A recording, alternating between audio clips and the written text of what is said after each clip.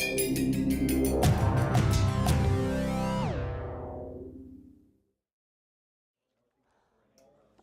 he ready? Are you ready? Okay. Okay. Oh my goodness. Okay, everybody. Get my voice cleared. Let's get started on your exciting noon lunch presentation. My name's Jerry Neal. Is it? Okay. She was just pointing out that the slides you're seeing now are the second set of slides in the handout. My name's Jerry Neal. I work at the Leopold Center for Sustainable Agriculture. And I have two topics for your lunch listening. One on a group called Greenland's Blue Waters and one on the Leopold Center where I work. I'm not going to be teaching you anything about agroforestry, so you're totally safe with just munching down loudly and crunching on things. It's not a problem. I am here, I think, to talk about how these things move up a little bit in society and on the landscape. And we heard a reference just a few minutes ago that the agroforestry is kind of a small community. So all of you have seen or run into working groups, alliances, networks, NGOs. There's this whole body of folks that are out there that are a larger and a different community than what we all represent, but whose work is relevant to what we're trying to do, whether it's directly relevant because of agroforestry or maybe it's relevant because of how they're trying to organize or what they're trying to accomplish on the landscape. So I guess what I will try to do is just to give you a little bit of insight into two of those. One is what they call an emergent network or emergent learning community. That would be the Greenland's Blue Waters effort. And if you haven't heard about that, that's fine. And the other will be my own organization, which kind of mimics a little bit in the nonprofit, even though we're not technically a nonprofit. So I'll start with the Greenland's Blue Waters, which is what we call, or I would call, a regional consortium of folks, and it has representation all through the Mississippi River Basin. So it's got representation from a number of states, and it originally came into being around fears around hypoxia and this idea of thinking about hypoxia, and it's kind of had hypoxia and water quality as a hook for a while, and then it kind of moved to energy when that was popular, and now it's kind of back to thinking more about hypoxia as a hook. And the current director is Richard Warner, a gentleman by the name of Richard Warner, who couldn't be here today.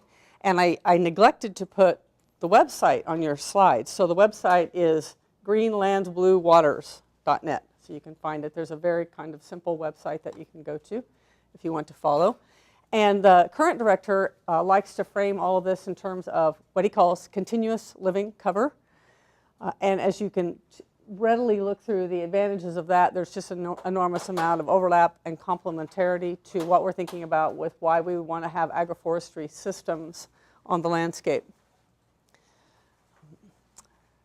The membership and partnership, it's easy to be a member in Greenland's Blue Waters. If it's something that you're ever interested in kind of joining or hooking up with, all you would need to do is put a call into the director. But it has a very wide representation from, as you can see, all manner and type of folks who might have some kind of interest in how we start creating landscape level changes.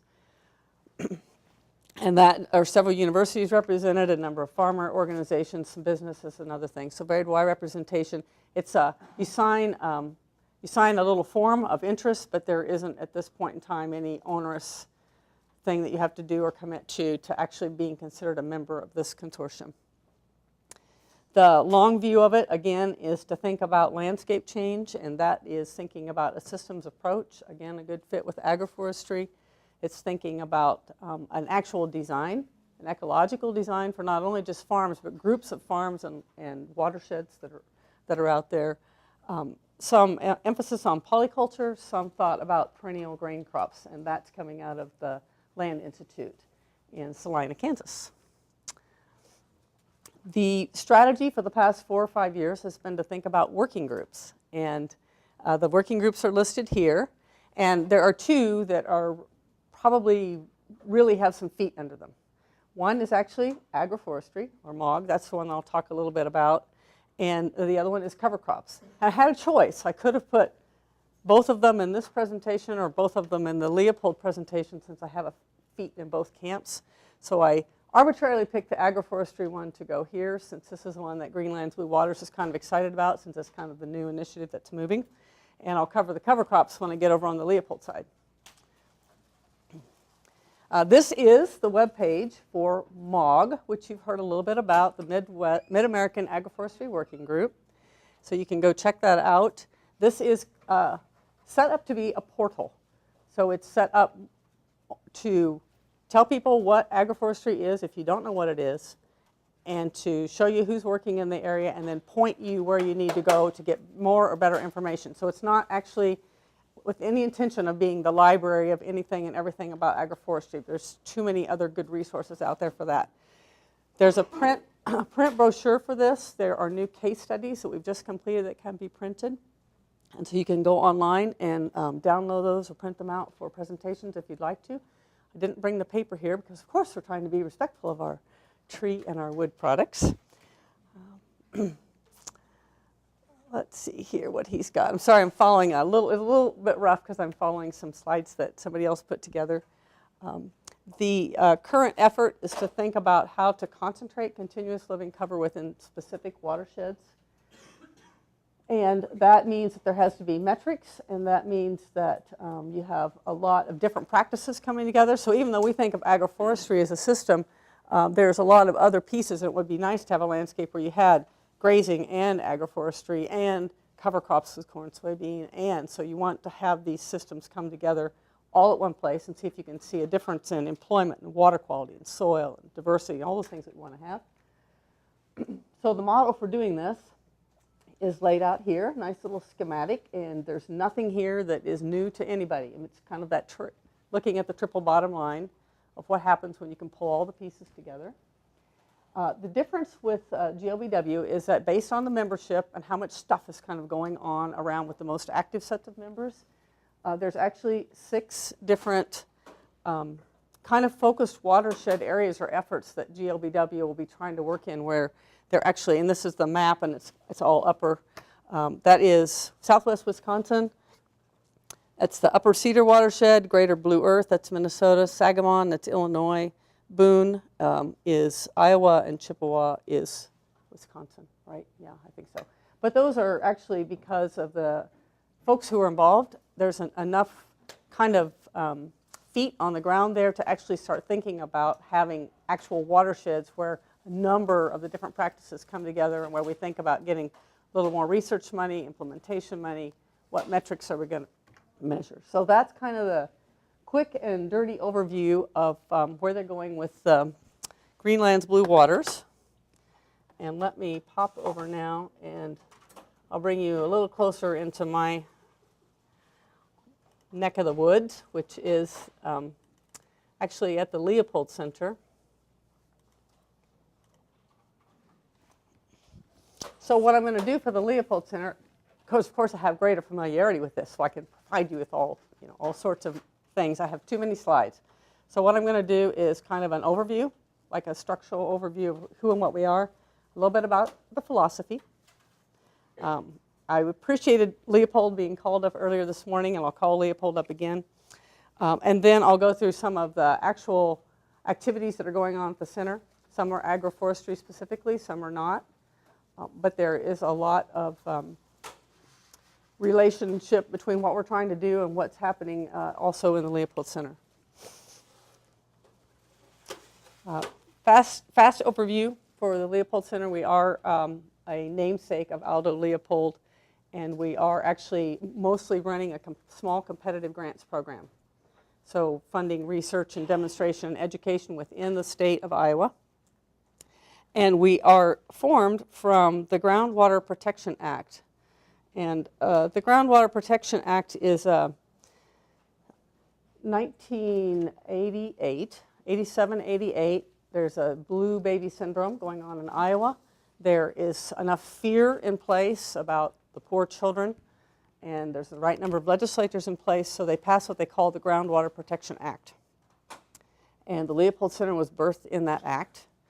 And there is, at that time, a fee that's leveraged on nitrogen, nitrogen that's sold in the state. And there's a registration fee that's put on any chemicals that are registered in the state. So all that goes into a pool of money down at the State House, and they divvy up a little bit to each of the major universities. Center for Waste is at UNI. Health Effects, which is more like the absolute ingredients in water quality, that's at the University of Iowa. And the ag part is at Iowa State University, which is where the Leopold Center is. This is just an overview of a lot of times we get people wanting to come and tour the Leopold Center and tour our farms and things like that, and that's actually not the case. This is, what you see is what you get. We're just a little band of offices, and through the grants, we have that larger outreach because of all the researchers and PIs and working groups that are going on. Let's see, wait a minute, I'm using this, aren't I? Okay. Primary mechanisms for work, and this is where we start getting into agroforestry. So there's grants, a lot of communications, there's partnerships and teams, and there's competitive education support. And the partnerships and teams and working groups become really important because that's how we can bring in novel ideas that maybe the Leopold Center wouldn't normally entertain. This is webpage. We run a webpage. You can go there to find any kind of information that you want to find about the center, and a very, very extensive communications and outreach. And a lot of times that's what we'll offer to partners. Once research is done or once a working group is established, we can provide that outreach for them. My favorite quotes from Aldo Leopold. To keep every cog and wheel is the first precaution of intelligent tinkering. And this is something that I've always loved, and the other things that Leopold talks about that I like are the idea of the biotic community. And the reason that I'm bringing this up before you is because being the Leopold Center for Sustainable Agriculture, we're always getting, well, what is the sustainability question? And we're actually gifted a definition of sustainability from the legislature, which has to do with the reintegration of crops and livestock in some kind of sustainable manner on a landscape. And we're also gifted at the Leopold Center with what our goals are supposed to be, our marching orders, which you can see right here. And so it does come to the staff and the PIs and everybody that participates to kind of stretch that definition a little bit more than what you might see here. And so it's part of living, I think, in kind of what I call ground zero for the commodity paradigm of how we think about agriculture. So, at the Leopold Center, how do we get there? How do we do the work we want to do? How do we come up with the kind of systems on the ground that we want to have? And here's the three keys: the living roots in the soil, having the healthy soil, a word that we actually couldn't talk about until just a few years ago. We used to, if you raise the word healthy soil, and we were in an academic environment there at Iowa State, and people would just, okay, there's no such thing as health in soil. Those things didn't fit. So there's been quite a sea change, actually, even in the last 4 to 5 years. And everybody now is talking about what we mean by biologically active soils. And diversity, and I like diversity because we can hide a lot of things here. So we have a lot of different programs at the Leopold Center, and we're thinking about how to rethink a food and agriculture system. So that's people and food and trees and commodity crops and energy. So it's a whole lot of different things. It's not just the biological diversity. So by using that, we can kind of provide ourselves that capacity to step out a little bit on some of these other topics. So what I'm going to do is we have kind of 4 working areas, how we divide our work. There's a tiny little policy initiative. There's a marketing and food systems initiative, which has gotten a lot of airplay. There is what we're calling cross-cutting, and then there's ecological systems and research, which is the program area that I have. So I'm going to kind of walk through just some examples in each of these areas of work to give you an idea of what I think. There might be actually some useful tools here, if not immediately for you, certainly in the future. So I'll start with policy. And the important part of this slide is that little nice, do I have a pointer? Probably do. It's the sustainable farm lease. So we have a great partner in Drake University, and what they have done is pulled together some really wonderful legal documents. It kind of started very simply. If somebody wanted to, we have, oh my goodness, I can remember the ownership profiles and rental profiles in the state have changed rather dramatically. So there's a lot of, there's actually more women than men landowners in the state now, and of course the rental is much higher than the owned properties. So that creates all kinds of opportunities for maybe thinking differently in your leases about what your person who's running your land might do, but nobody had the language. So you can go to Drake's Sustainable Farm website and you can get some actual legal contracts and language for how to put in specific questions or results or things that you might want somebody that's renting from you to do when they're running on your land. This came in under policy also, but a series of crop enterprise budgets. And so somewhat complementing the discussion that we've had earlier today. There, if you go to the Leopold website, you can get some little enterprise, just classic production enterprise budgets for a whole number of different kinds of alt-DOP crops or alternative type products. And what I did was I snipped out a page from the Leopold Center site because sometimes I think it's kind of hard, I hate to admit this, to find things on our site. It's very library-like and there's a lot of material there. So, so in your slides, I've actually got a clip of this with the little URL on it so you can actually find the stuff if you decide you want to go look for it. The marketing and food systems, which has been an area that's gotten a huge amount of national attention for the Leopold Center, is also one that gets a lot of stress and grief on the political side because it's seen as not being relevant to the issues of agriculture in the state of Iowa. And we have kept that alive. It provides a huge base of shareholders and stakeholders that are interested in what we're doing. And I think that we justify it mostly by thinking about we have to have access for new farmers to come in. We want to have some of these different kinds of income opportunities, and so that means jobs. So the place where we're probably the weakest on this is we don't have a strong environmental or ecological connection to actually how people are doing this. So there was a lot of feet on the ground on how to start putting these systems together, how to start rebuilding this kind of mid-sized infrastructure, but we don't really have very strong ties to whether or not we're doing that in a completely environmental manner. There is a marketing resources page. Again, I clipped this out so that you can read it in your slides because there's just so much material that's here. There's material that's generated through the Leopold Center through projects, and there's also material that's through AgMerc, which is institution at Iowa State University. And you can find all these links on this page. There are resources, there are case studies, there are market makers. So go in and figure out now. It's primarily Iowa-centric, but I think the applicability is there, so you can go in and pick a crop that you might want to do and kind of run some numbers and make some estimates about is there going to be the demand and what would be the supply that would be needed. So there's several versions of that kind of tool that is available on this website. So those are all things that are, I think, useful for anybody that's thinking about any kind of a niche product to bring in. You can see how people are thinking about this. That's a shot from the AgMerc site, because when I say AgMerc, I can't find it, and most people don't even know what I'm talking about. So I also included that in here. It's another site where there's good material, but sometimes kind of hard to find what you're looking for. So I did circle on there the link you want for the food industry market maker. And there's an agroforestry discussion at AgMerc, because we thought that with MOG, we might originally use them to host the MOG website. But we decided to take that out and keep it in neutral territory. So there's some text here about agroforestry, which is perfectly fine to have there. People can see it, and this site gets a lot of traffic because it's running from outside the university. And, hope I'm not talking too quickly, Ecological Systems and Research is my actual program area. All the program areas have a basket of competitive grants. The grants are awarded on an annual basis but can be multi-year.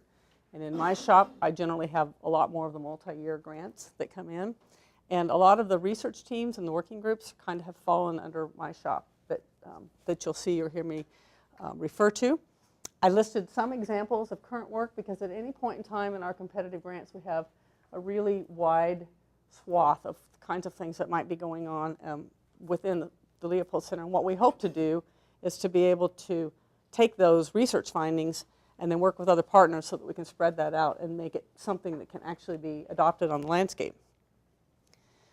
Short list, and again, a snip from the website. You can run down the left side there. There's just all kinds of working groups, research teams, whatever you want to call them, alliances. The idea, of course, is to leverage your resources and your knowledge to something larger than you can be. I'm going to run through some examples from ecology of where we're having some success at putting things out on the landscape, even in Iowa. And the one that I'm showing you now, perhaps its relevance to agroforestry because we're thinking about alley cropping and strips. But this one, because this is making huge waves in the state of Iowa right now, so I think it's worth you knowing about it at least. It's called the Strips Project. I'm putting this slide in because the last time I did a presentation on strips, I got in trouble because I didn't provide a map of the Neal Smith Wildlife Refuge to show people how far apart all the different 12 sub-watersheds were that were being measured in this particular experiment. So what they've done is they went to Neal Smith Wildlife, they put out 12 sub-watersheds fully instrumented, and they're comparing 100% prairie, corn and soybean with 10% of the land area or 20% of the land area in prairie strips. And that can be either distributed or at the toe. So that's what they've done. Everything went in and started measuring. What went in 06 started measuring in 07, so we've got a pretty good body of data. Looks kind of like this, very pretty, as you might imagine. The reason it gets traction in Iowa is because you can do it with corn and soybeans, which is kind of the first major practice we've had that you could actually do in a corn and soybean field. And it kind of calls people out a little bit on their assumptions. The 100% no, that's a no-till crop over there. So no-till in Iowa, we think of that as that's, you know, you're being environmentally, you know, you're doing it right if you're doing no-till. And so this difference in performance hasn't changed. So we've had flood year, 2 years of like super heavy rains at different times of the year. We've had drought. You can always see a huge statistical difference between just the corn soybean no-till and any of the other versions, always. It doesn't matter whether you have a lot of flood or not very much flood. So this is making some pretty big waves in the state. This is our most recent little diagram, which was done. And I love this diagram, so I put it up because I'm thinking this is, we always have great materials for agroforestry, and this makes me think of agroforestry and how we're trying to aggregate what we know from the science about what are really positive benefits of agroforestry. Having people understand that it's a system. There's a lot of things that are going on. With the strips, we have, you know, no statistical impacts on the yield. We have improvements in biodiversity with the insects. We have improvements in biodiversity with the birds. We have this amazing, you know, 90, 95, 97% reductions in the overland flow, the sediment, the phosphorus, and nitrates. There's so many positives that are going on here.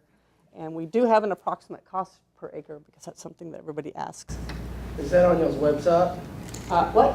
Is that diagram or that picture? The diagram is not up on the website. This is with the team right now. So this is Raceland Industries, and at the Leopold Center, we're not playing a lot in the whole bioenergy, biomass rush to whatever it might be. Iowa kind of got on the corn stover, corn ethanol bandwagon, something that we haven't found much footing with. But here in the working groups, these opportunities arrive. You hear about these new things that come up all the time. So there's a Midwest Conservation Biomass Alliance, and this is a private-driven alliance, and Raceland Energies are the folks that are here in Missouri that are going to help push this. And they're the ones that did the diagram. We're working with them on putting strips in and thinking about using prairie as a part of a feedstock source for biomethane and biogas. And when they got all the numbers lined up, they got their graphic designer and just put this out. We just got a hold of it last week, and I was completely impressed with it. So I don't know if that gives you any. That's maybe more confusing than helpful. I just wondered about the $40 per treated acre. That seems a little low. Yeah. I'm going to be in so much trouble. Let me see. It's an average for a 15-year contract that does include CRP. Let's see. It's like it comes out to be like 29 cents per linear foot or $40 per acre. But here's the good part. There's a published paper that goes through the costs and economics, and it is out. So it was in press, and I don't know if I have the final in my box yet, but it's something that I already have to share from my meeting last week with that group of folks. So completely happy to share it with all of you when I get a hold of it. Yeah. So we're planning after the week is over to collecting all the PowerPoints and we're going to send it out to everybody. They'll also be listed on our website. Is it okay if Yeah. is in there and this Yeah. figure and so on? Yeah. Okay? Yeah, it's fine. Ready? Okay. A quick shot of, well, cover crop work is big in the last, 4 years? It's really taken off in the Midwest. There's a lot of work. The group that is really holding all the bottles and hand washing on this is the Midwest Cover Crops Council. If you don't know about this group, this is a very extensive working group. Goes from Canada and across all the Midwestern states with really strong participation. This is a snap of the website page, and you can see each state that's listed up there has its own set of decision pieces that are within a cover crops decision tool. And so they have the tool is web friendly and it's online. Pretty much every resource that you need on cover crops you can get out of this group. There's a very active listserv. Leopold Center has supported a lot of individual research on cover crops, and we continue to do that. Right now we're looking at the whole rye, corn, microbial allelopathy thing to see if we can kind of tease that out. But this is definitely the group to go to if you've got any questions on any state and to see how folks are moving ahead with cover crops. The biggest risk I see with cover crops, at least in Iowa right now, is that it's like everybody's talking about it and everybody's doing it, but without the management. So you've got, as far as I can tell, a lot of people that are just like acquiring seed and running out and putting it on. And I think that the best way to ensure that that's not going to work is to not do it in a well-managed style, because then you get a failure and then you're like, oh, I tried that, it didn't work, it was a total loss. So I think that is one of the really big risks, but I think that cover crops are something we definitely need to see on the land all the time, particularly if we're going to continue with these big monoculture cropping systems. This is a set of field experiments, low external input, meaning we're going to do more than 2 years. We're going to do 3 and 4 year rotations. And we've got this one running, and it faces some of the same challenges that we're going to run into with agroforestry. Anytime you start looking at more than a season, let alone 2 seasons, you know, you've got a whole set of different social issues involved in how things are going to be adopted. But I wrote them down, but do I have them? Let me grab it. Because I always forget them. I get nervous in my presentations because I represent so many things and I forget what they are. The rotations are 2 year is corn soybean, 3 year is corn soybean with oat red clover, and the 4 year is corn soybean oat alfalfa alfalfa. Okay. And one of the really amazing, wonderful things about starting to have some people like the Leopold Center who can invest in multi-year projects is that you start seeing really unexpected emergent sorts of benefits. So one of them that happened here was with the sudden death syndrome for soybeans. I hope you can see that dividing line, because you could seriously walk out to the plot and where it changed in the row, you had the 85% loss, death rate, and where you had the 3 year rotation, you didn't. Just like that. So it's really fun to have research projects that you can have on ground in place where we can start showing some of these benefits that nobody expected, but that are really beneficial to how we think about managing our landscapes as a whole. This is published work. Again, an example where everything, like in agroforestry, you've got such a laundry list of positives that you would think, gosh, you know, everybody would want to go there, but we do face a whole set of other kinds of similar challenges in trying to think about how the heck do we get people to adopt this? How do we get to move forward? We do a lot of work in supporting grazing and forages, and that to everybody here has already heard about silvopasture. We know there's a lot of benefits to that. We know that at least in my state of Iowa, that's a continually challenged land use, and it continues to be a challenged land use, but we're kind of hanging in there with supporting it. This shot you've seen many times. They took that at Bear Creek. That's the really successful Bear Creek riparian buffer story that was generated in Iowa by Dick Schultz and Tom Eisenhart and some of the other players that you all know. I didn't know if you knew there was kind of a cool poster that was done that just talks about, you know, what are these magnificent benefits and lays them out. But there is one, and that's available if people would like to get it. We've talked a little bit about that next piece of research about these buffers, which is the breaking the tiles. So we're thinking about the what they call now saturated buffers, but the idea that, gee, maybe we want to not shoot that underneath the trees, but actually, you know, break it beforehand and let it filter back out and let the soil and the roots do what it is that they're supposed to do. The Leopold Center does support that work, as well as the bioreactor work, which, you know, I'm less enthusiastic about from my personal point of view, although the farmer adoption on that is pretty high. I mean, they love that. They love to go out there and dig a big hole and fill it up with wood chips that you don't even know how long they'll last and get some % of the water, but not, yeah, so. Anyway, so we've also supported bioreactor. Visual, like visual. We love carrots in Missouri. Visual. So that's it. I've just taken you through like the 100-mile-an-hour speed tour.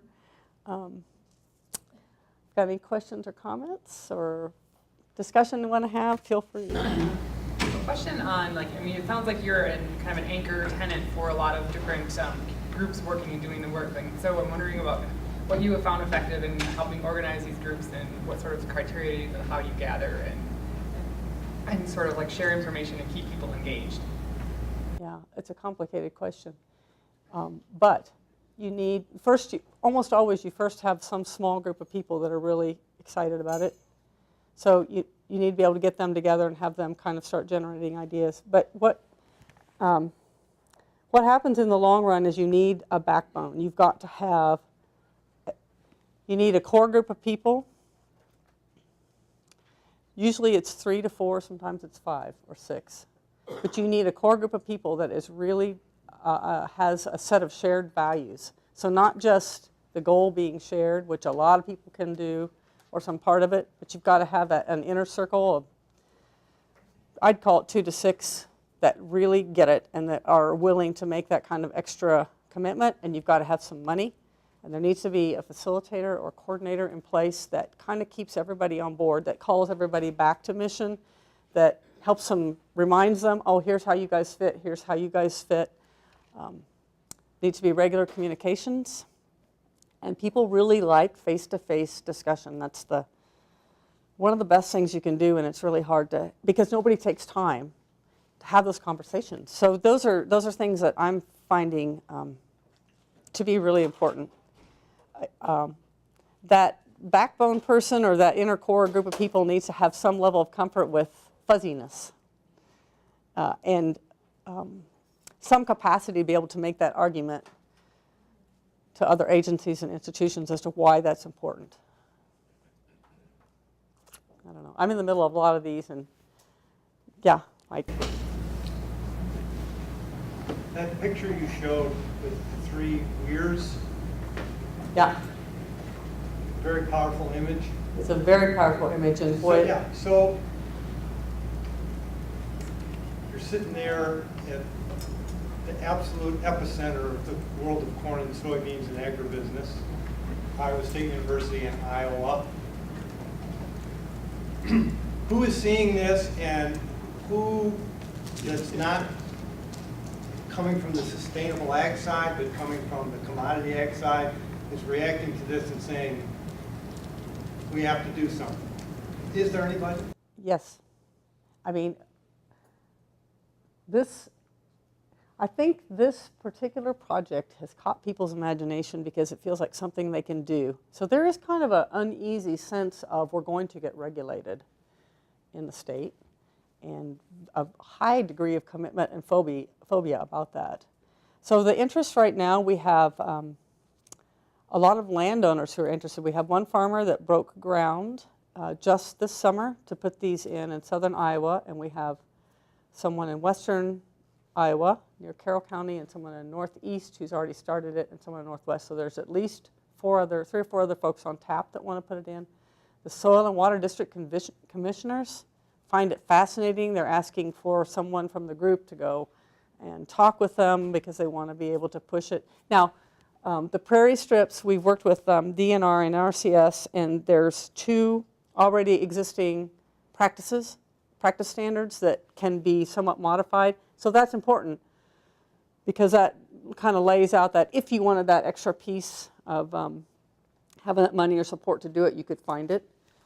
And eventually there may be a separate practice standard, but right now there's 2 practice standards that that it applies to. But there's a lot of soil and water conservation districts, the conservation districts of Iowa.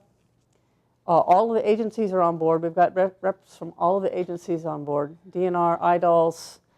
We've even had a person from ISU Extension or 2 who've sat in our group. A follow-up to that, based on some things that Dick Schultz talked about, that we've talked about, these strips are going, these perennial cover strips, whatever percent, are to stay perennial. I assume you have to manage them. They just don't stay perennial by themselves. So in the practice standards or in the guidance, does the guidance include how to keep these perennial things happy, healthy, and there? Because a lot of the herbicides that you use for the crops probably would just punch right through them. They would. The farmer, so on Neal Smith Wildlife Refuge, they can, at this point in time, they're still using the glyphosate Roundup Ready. And the technology is such that unless you've got a bad day, we haven't had any issues at all with killing off the prairie strips because the farmer's putting anything down. Now, people have suggested that there's just good enough weed control that that's not really a concern, and I think the next round of chemistry is a concern. But for now, that isn't. Oh man, I lost the thread of your comment. I'm sorry about that. Management. So right now, the farmer, it's the strips at Neal Smith are actually taken care of by a farmer down there, and so they were actually sized. So the nice thing about having 10% and 20% on that kind of research question was that you could. It was 10% of the area. That way, you could set your strips up to fit the farmer's equipment size, right? So that it was easier for the farmer to do. So there's a farmer who does the work for us down there, and part of his payment or part of that is that he has cattle, and so he mows those prairie strips and bales that and pulls that stuff off. And we haven't done any. It's gotten accidentally burned once, and Neal Smith does do burning, but I want to point out that so if you only look at water, stopping the sediment and holding up that nitrate and that phosphorus, if that's the only thing that you're going to look at, statistically, you really only need the 10%, and maybe you don't even need 10%. And if it's at the toe, we're getting the same performance for the water exiting as we are when we've distributed up the watershed, right, up the sub-watershed. So that's one tricky part, and the other tricky part is it needs to be prairie, because you need those stiff stems in there, as we would say, to hold and trap water. But actually, we need them for a whole lot of reasons, for the same reason that we would want it distributed up the slope, because of the other sets of benefits that could be coming out. So farmers are already asking, well, when can I take these out? How long do I have to put them in? And, is the soil going to build up? And, so there's a whole set of practice questions that we are working with stakeholders this year on this kind of implementation demonstration sort of phase that we're moving into to put together a matrix that answers those kind of questions like, okay, how the heck do I do this?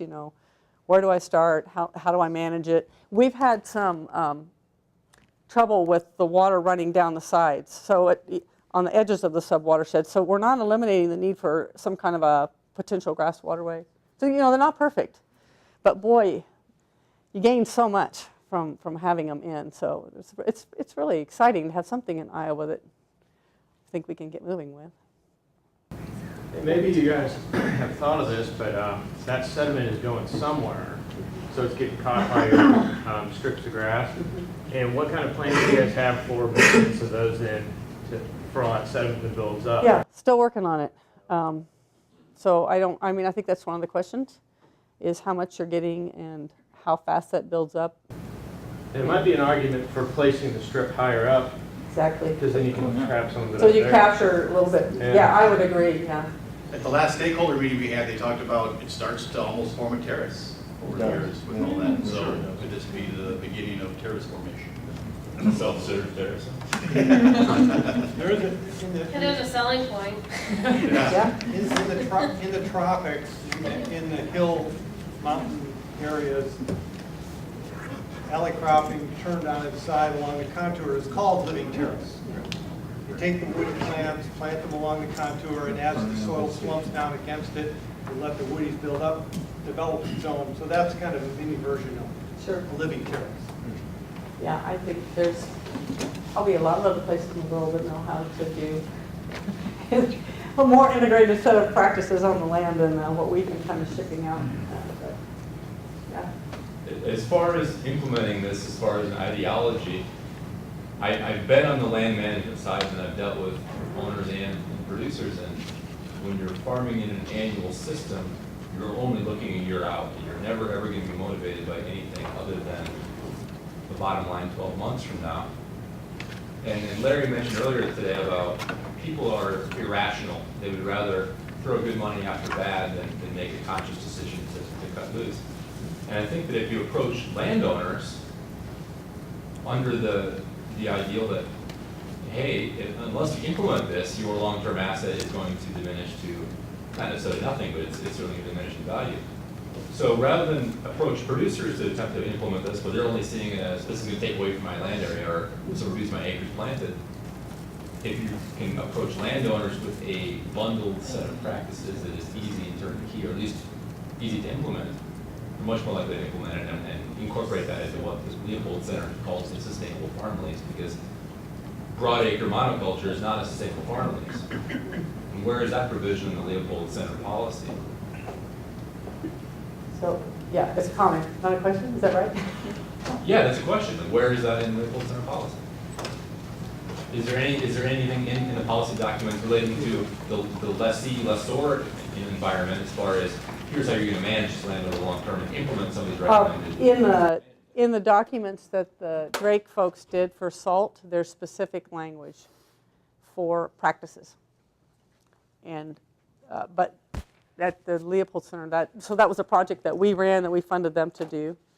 So in our founding, we don't have anything like that in our founding policies or documents, but there is contract language that has been and can be designed to actually specify. Is that what you're asking me? Yeah, I mean, Yeah. make it easy. All I have to do is call Ed, Ed's my friend at Drake, Ed Cox, and say, Ed, we want to add this, or how would we add this piece? It could be done. Yeah, could be done. And you know, I mean, the landowner point is really important because we have such a changing set of who's owning land in the state of Iowa. And the women are the big landowners coming in. So, for example, one of the things that we'll do is go to WFAN this fall, and we've got nice little brochures and things for the strips, and that'll be information that we'll share because they have a different set of priorities when they're thinking about what they want their renters to be doing. And the salt material, the sustainable ag lease tenure material, that provides them that contract language that they need. Or maybe it needs to be, I haven't looked at it, maybe it needs to be modified to do this. I don't think I'm getting at what you were saying, but we can talk about it later, I guess. I may be missing it now. The grants through Leopold Center, is that exclusively available in Iowa? Yeah, pretty much. Occasionally we've kind of stretched out, but we kind of ran into some political walls there. They think of it, so you can think of it as taxpayer money in a sense. So it's recirculated around states and state. So. Thank you.